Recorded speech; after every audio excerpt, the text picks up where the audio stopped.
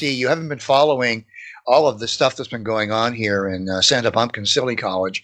Well, just as a side note, most people don't follow what's happening on their school board. We just do it because it's a lot of fun, guys. It is a lot of fun. Tell me what's happening in the local school board of Santa Bumpkin. Well, as just a recap, the president of the college was sent into early retirement by a rabid Antifa-style gang of thugs, mostly black, that have taken over. Mostly Hispanic. Hispanic. A lot of This one is targeted by black people. This one is what I'm going to be talking about is something that's a creation of the black thugs, not the Hispanic thug. In fact, there's a big war going on. It's black against brown. Okay. Yes. Tell us about this. What is all this stupidity? Being that the town is mostly white. It's a predominantly white town. I mean, this is literally 2% versus 2%. Yeah. Black African American students only make up 2.9% of the college student population, and most of those are out of the district. What that means is they don't live here in Santa Bumpkin; they live elsewhere. So only 2.9%. Yes, I got that figure. Okay. So 3%. Okay, 3%. Okay, and only 0.9 employees of the college are black. All right. So there's a resolution that two members of the trustees have proposed, Trustee Jonathan Abood and Trustee Kate Parker. Kate Parker is new and replaces the very liberal, longtime serving, very moderate Democrat, Marty Blum, whom we all right. It's basically, anyway, she's as moderate as Nancy Pelosi. Right. So here, this resolution, it has a bunch of whereases, and I'm not going to read this whole thing, but there are about 17 whereas black students are underrepresented, and black employees are underrepresented, and black this and black this and black that. Just a number crunching here. They're represented by literally 2%. Well, that's. I mean, if the student population is 2.9 and the faculty population is 0.9 black, it's literally 2%. That's their underrepresentation is 2%. Oh yeah, I see what you mean. Yeah, because they're double counting. I mean, Yeah. Okay. So, so what the resolution? I'm going to read you the most important whereas before I read the resolution itself. Whereas at the November 19th, 2018 Board of Trustees meeting, trustees heard public comments from the campus community regarding specific incidents of racism and bias and the overall campus climate adversely impacting African American students. And whereas improvement of reporting and response mechanisms for bias incidents, continued anti-racism professional development, and the formation of an anti-racism task force. A task force? Yes, a task force. And this task force, it doesn't say what it'll be made up of. I call it a Gestapo, okay? An anti-racist task force. And these task forces, squad, it's a nice squad. And these task forces, these anti-racism task force, they're popping up all around the country. Really? Generated by Antifa-style thugs who want power. That's all they want. They don't want equality. They don't want equity. They just want power. That's all they want. So what do you mean they're all around the country? Because we've all heard of Antifa. If you're on the internet, you've probably heard of Berkeley riots and yada, yada, yada. Yeah. But what do you mean these sort of organization within the administration of the college? It's almost as though you're telling me that the college administrations, not just at Santa Barbara, not just in Berkeley, but all around the country are bending over to the will of literal thugs, the fascist anti-fascists. They don't bend over right away. First of all, they pull their pants down. Then they bend over, okay? And the pants get pulled down because the thugs yell and scream and holler and disrupt, and they interfere with the governance of the college, and they interfere with the boards of trustees meetings, and they get the liberal press to back them and to sympathize with them. They whine and they cry, and they posture as victims, and that's pulling the pants down.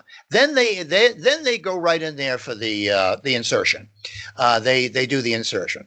And the assertion is to form this anti-racism task force. Now, the purpose of the task force is to go around and detect incidences of racism. At Santa Bumpkin-Silly College, at the 3 meetings ago, the legal counsel for the college reported to the trustees and the public that out of the 9 reported incidents of racism, 8 were either totally unsubstantiated or complete fabrications. Meaning lies. They were lies. The only one that remains is still under investigation, okay? Because it's part of a court case, and we won't mention the person with the court case, okay? So, in other words, there is absolutely no basis for this resolution, and certainly no basis for establishing a campus-wide anti-racism Gestapo. There is one. What? It's to make the feelings of these thugs that want to punch your face until it's a bloody pulp feel better. That's the reason why. Oh, no, it's also white guilt. Yes, this is true. Don't forget the white guilt. In fact, white guilt is driving. We promised that we would talk about this. Just as Joe Biden created the sexual harassment Title IX, and now he's being hung by his balls by the Title IX. Okay, by hugging and smelling people's hair and touching little kids. Stop. It's creepy. Gross. So all of this means that our public education system is no longer educating at all. It's all concerning these idiotic, thug-like activities of faculty, students, and administrators paid for by the public to impose a Gestapo fascist regime on anybody who disagrees with them. The sad thing is that Americans are so wealthy and they're spending so much on taxes. It's almost as though people don't realize you are paying for these people to live there. You're paying for their housing subsidies, their food subsidies. Yep. I mean, actually, depending on what group or what area you're talking about, I don't know which, the Antifa crowd could be, from somewhere else, not student population, but a lot of times it's a national organization. It's a national organization. It doesn't have a firm head. They don't have like an office somewhere in Philadelphia or something. No. And if they did, it'd be in San Francisco. It would be in San Francisco. Yeah, covered with feces, right? Covered with excrement. Yeah, human excrement. So, but getting back into this problem, could you share more information on where? Other places or other examples or other schools? Stanford. Sure. Stanford. Stanford. Don't they have better things to do? Stanford University, Harvard University, Yale University, Princeton University. All the Ivy League schools now have some form of anti-racism Gestapo, where you can snitch on somebody. Or let's say you have a girlfriend and she doesn't like you anymore. She'll go to this anti-racism fascist group, and she'll say, Alex Madagian, he's a racist. I saw him buying a Burger King Vietnamese. Did you hear about this in the news today? Burger King is being racist now because they just introduced a new chicken sandwich. It's called the Vietnamese Sweet Tenders Chicken Sandwich. And the ad that sounds delicious. It's racist. It's now it sounds delicious, not racist. Attacked as racist, okay? And the reason is because in the ad advertising the rollout for it, the actors are using giant chopsticks to eat the sandwich. That's considered racist. Your angry girlfriend, when you get one, okay, which will probably be, about 25 years or so like that,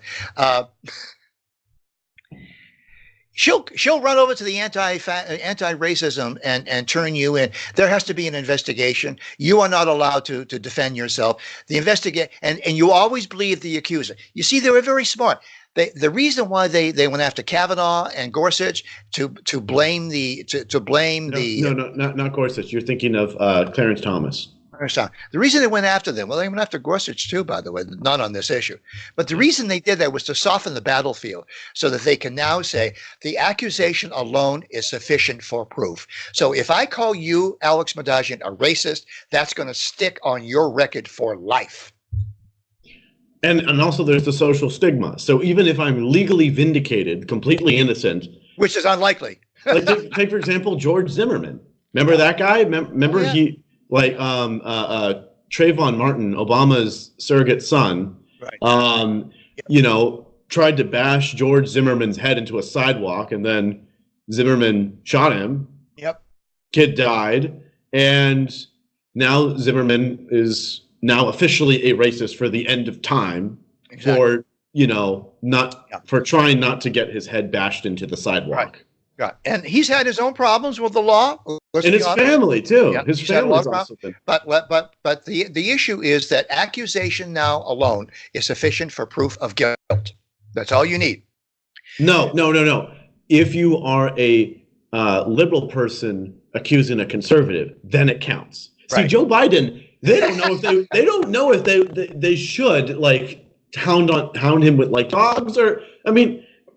They're treating him so much astronomically better than they did Kavanaugh. Everyone's defending him. Everyone's defending him. Well, they're like, well, it's not appropriate. It's bad. It's not good. It's not good. It's just not right. No, but you know, we shouldn't like kill him over it. We shouldn't like, you know, guys. Why are we crucifying him? We should still elect him president. Yeah. Anyway, that's all I wanted to say for this, because it's an ongoing story. We're going to be covering it as these things come up, but there is a pushback. Thankfully, here in Santa Bumpkin, there's a citizens group that they attend every Santa Bumpkin City College board meeting, and they push back against this thuggery by the black students and the Latino students and the feminists and the LGBTQ. I do want to point out that even though you mentioned these minorities, I think I do want to clarify, you're mentioning the radicalized, the globalist, the socialist, the thug wing. Exactly. The thug wing of these groups. Exactly. These groups have the right to protest and demand their rights, but they don't have the right to force shutdown of operations of a college, and they can never legislate that I like them. I want to point that out to you. A famous lesbian once told me, nobody can legislate that they like me. That's from a lesbian friend of mine. She said, no, but I have to earn your respect and I have to earn your admiration.